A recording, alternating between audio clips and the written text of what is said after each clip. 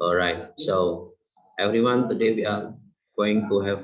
It is actually the first meeting, but then at the first meeting I could not teach you because I did my vacations, or it is called as the decision vacations.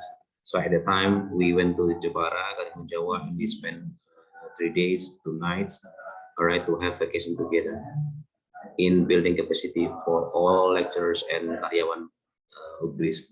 So Amin, Nada, and as well as Romintons, we are still waiting for the other members coming to this Zoom, but then I need to run on, all right, because we have already planned that today is our meetings.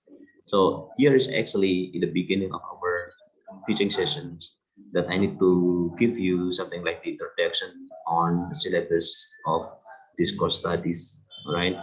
So maybe some of you already been familiar with the terms or the terminology of discourse studies, or some of you maybe already been familiar with discourse analysis, something like that. Whenever you have hearing something like discourse studies or discourse analysis, actually it is similar in the same, right? Actually, it is similar in the same. So when you type discourse, it will be followed by studies and it will be followed by analysis. All right. But here in our mata kuliah, it is called as discourse studies because we are going to study more about discourse. All right. So discourse is the big house of the branches of the linguistics. All right. So when you are going to search about, for example, appraisals, metaphor, language styles, and then linguistics, and then translation, as well as, so actually this kind of mata kuliah encoding in discourse. All right. So discourse is the big house. It is called as the discourse studies. And then here is the description mata kuliah that I need to introduce to you. Okay, this discourse studies is devoted to the investigation of the relationship between forms and functions in verbal communications, text, interaction, and a broad implementation. What is meant by form and function? In traditional grammar, you are studying about the form. All right, the form is subject for object. That is the form. But then when you study in systemic functional linguistics, you are going to deal with the function. The function is additional function, additional meaning, in the personal meaning, and also textual meaning. That is the function. All right. So when we learn about the language, actually, we don't only touch one of the part, but also the two parts. The part is form and function. All right. So when we talk about the form and function, it deals in the media is in communication media, all right, in text, interaction, and approach implementation of the language used across different contexts and culture. So in this session, you are going to have something like bridging your paradigms. Okay, whenever you teach your student using the text, actually the text, it could be analyzed using the traditional grammar or modern grammar. So whenever you give something like transactional dialogue, actually you will use this transactional dialogue using, all right, traditional grammar or discourse. So it depends on the which perspective you are going to use. All right. Now on, you have to set about that everything should be delivered in discourse perspective. All right. So in bahasa, discourse is called as the wacana. All right, as the wacana. So by having this wacana, by having this discourse, actually you may analyze any things, all right, as far as it is existed in communication, in text, in interactions, all right, and in language use. Dalam penggunaan bahasa pasti menggunakan discourse. That is the theory mata kuliah of discourse analysis. All right. And then what is the capaian pembelajaran? This capaian pembelajaran is first have the understanding on how discourse applies in the real life context. But actually, every one of you, you have already implemented discourse studies in your life communication. For example, when you ask your students, all right, to do something, when you instruct your student to do something, it is part of the discourse that you have already implemented. For example, when you have the text, all right, then you ask your student to analyze the text. That is part, all right, of the discourse implementation. So actually, anyhow, you have already applied this discourse studies in your life context, but maybe you do not realize that it is part of the discourse life and it is not part of the discourse life. So whenever you do conversation with your office mates, with your teacher mates, right, with your friends in educational context and non-educational context, right, while you do conversation, actually you do implementing this discourse studies, all right. And the second, you are able to conduct analysis of the discourse across different setting in social conversation. What is meant by discourse across here is you may analyze, all right, the different culture. For example, if you are from Demak, actually you may analyze the pronunciation produced by anak-anak Demak, all right, comparing to the pronunciation produced by anak-anak Brebes, for example.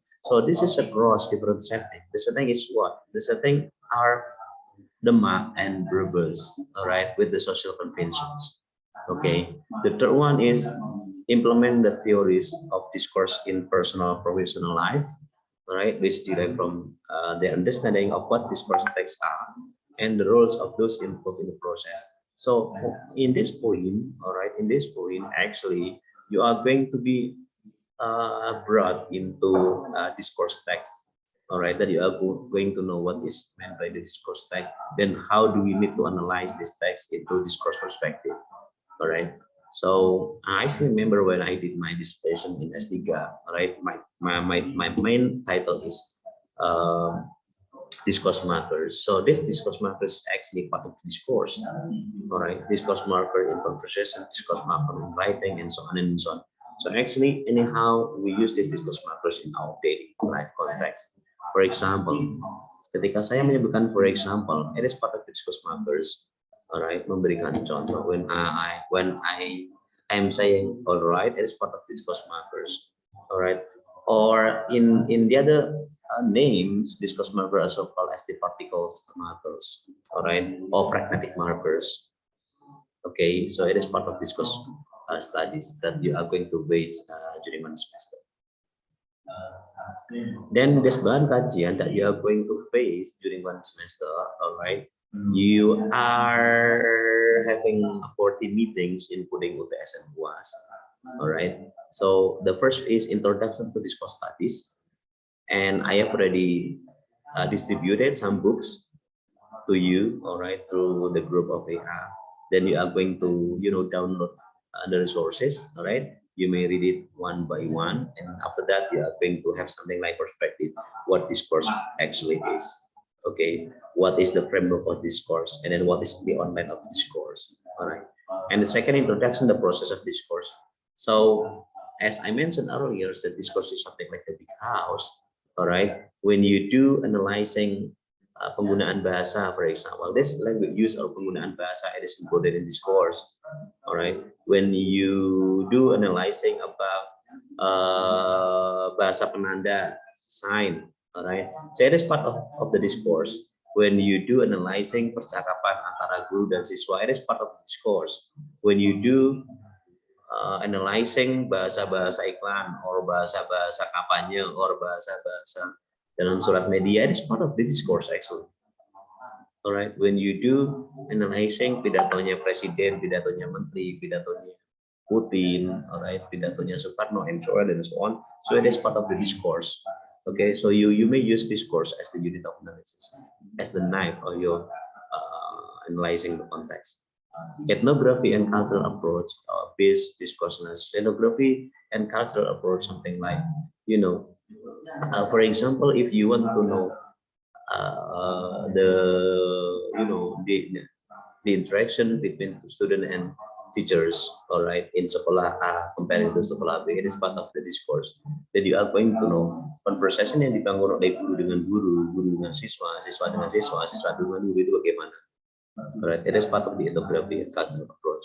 Corpus-based discourse, as last semester we conducted international symposium with the title Purpose, something like, something like uh, analyzing the amount of the words that we are going to search.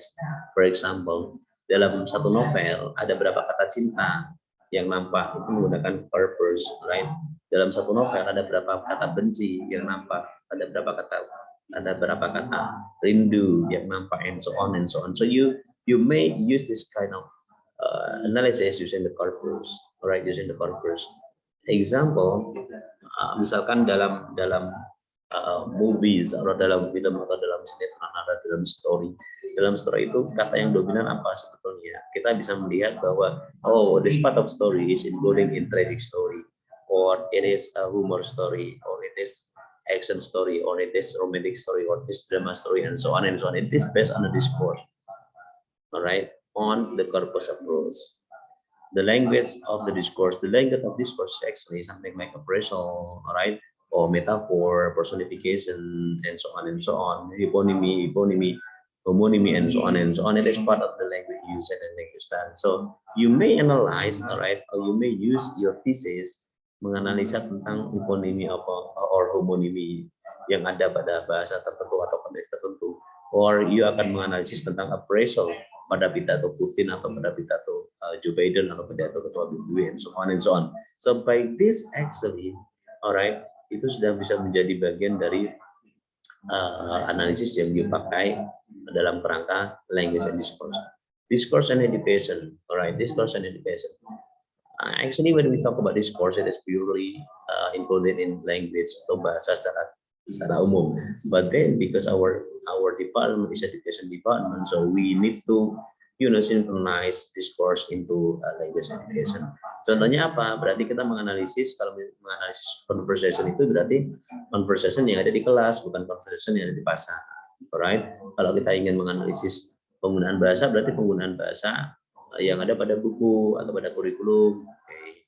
Atau kalau kita ingin menganalisis teks adalah teks yang ada pada buku pegangan atau right? That is the discourse and education. Discourse in use, it means that penggunaan discourse, right? Penggunaan discourse. So it doesn't mean that you have included in one only discourse, it is educational discourse. But then jika you tertarik dengan politik, bahasa politik atau bahasa sosial atau bahasa financial, right? You may also take into account mereka digunakan, right? Itu maksudnya dalam discourse in use. Jadi penggunaan discourse pada bahasa politik, penggunaan discourse pada bahasa sosial, as well as penggunaan discourse pada bahasa finansial, and so on and so on.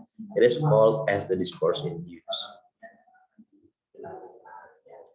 All right, then the references that you are going to have, all right, you may select by yourself if you don't mind. Itu you bisa menggunakan advance in discourse studies by Routledge, by Patia, or biasanya discourse studies itu identik atau CDA itu identik dengan Norman Flitcroft-nya. Norman Flitcroft itu nabinya discourse atau mbah-mbahnya discourse. Alright, Norman Flitcroft. That's why 4 buku yang saya kirimkan itu semua tentang Norman Flitcroft, dan it's better for you to read some references to Norman Flitcroft. Jim Mombo, alright, with entitled The Power of Discourse, it is very interesting. Alright, bagaimana kita membuat suatu research dengan pendekatan discourse analysis. Okay, then Richardson's critical discourse studies or critical discourse analysis. Jadi jangan bingung kalau nanti ada istilah discourse studies atau discourse analysis. Actually, the meaning is the same. Alright, jadi sama aja sih. Introduction to Discourse Studies ini by Renkema, ini yang lebih mudah dipahami. 2014, if you don't mind, you research by yourself. But actually, I have already downloaded so many references about discourse studies for you, all right? And later on, we are going to analyze one by one. So I guess that's all for today. It is just the introduction for you.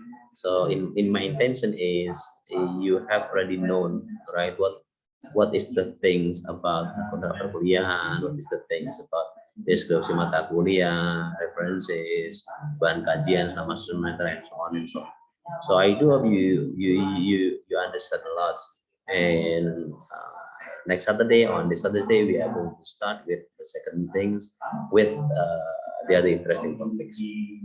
Is there any more questions by Amin or Intan or Nadia? Yes, sir. Okay, Amin. Thank you very much for the chance for me.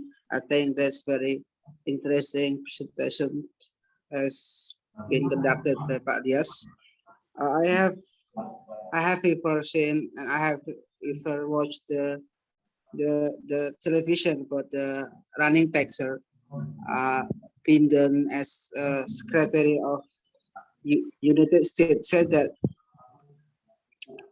the president of Russia looked like a picture after the betting of refugee in Poland. Is there any discourse and said that we can analyze that statement of the running taxer? All right. So I do agree with you. Yeah, we go on. Actually, in the running text on the television, all right, it gives the updated information through the reporters, all right. If the information is about something like political or something like economical or something like social, all right. So this running text consisting the discourse. Actually, it's showing the discourse, all right. The things that we have to remember is we have to know the context of the running text itself. Okay, something like by having or by knowing the context, we get the meaning of the running text itself. Okay, so we have to know the context first. So the running text it actually informing about the conditions in Russia and Ukraine, all right? So it depends on the personal perspective. The one who do not, the one who doesn't agree with the invasions to the Ukraine, all right? It means that they will they will claims that Russia does something like the mistakes, right? But the one who has the context that their perspective towards the Russia or support the Russia, they will think that it is a good conflicts or it is a good media for Russia to stop right the factory of biology weapons right in Ukraine. That is my answer. So in every context, all right, it is a discourse. All right, it is a discourse. Something like when you want to when you go to the gardens, all right. Kemudian di garden itu ada tulisannya jangan diinjak, jangan menginjak rumput, right? So tulisan jangan menginjak rumput that is part of discourse. What is the function of that tulisan? The function is warning people, right? Not to eat the grass, misalkan gitu. Oke, pada tulisan di rokok itu merokok membunuhmu. It is part of the discourse. Alright, what is the function? The function is warning you as the smokers, something like that. Amin. Did I answer my questions? Did I answer your questions, Amin? Yes, sure, sir. Okay, so any context, any text, any conversations, any communications, all right, it is part of the media in discourse, and they are the data for us, all right, to do discourse analysis or discourse studies. Is there any more? Nadia, Romintan? Nada? Once more, sir. Okay. Next, sir. Because the first time we learn this material, sir. Okay. Okay, Amin, one more questions? Yes, sir. Today I taught my student about describing people, and then I tried to share and discuss about one of my students' assignments. I asked them to write describing people, and then one of my students wrote, I have, the writer said that I have sister,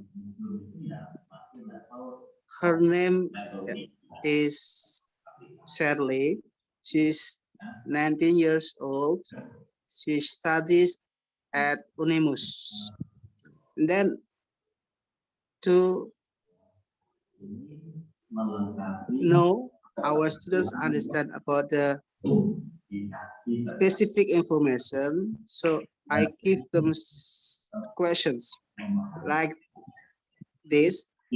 What what the writer's sister? So what is the writer's sister? My question for our student is, what is the writer's sister? And all my students, about 9 students, answer the question says like this. The writer's sister is Sally, and no one student answer Sally is student of Onimus. Is there any discourse analysis, or is there any wrong question, or maybe what do you think about this question, sir? So it becomes our students don't answer the correct one. Thank you. Yeah. Okay. Thank you. So actually, the instruction already correct. All right. But then, the discourse cognition belong by the student. It is very limited. All right. It is very limited. So they will be familiar with the profession, for example. What is the writer's profession? The profession is the student. So they will be answering like that.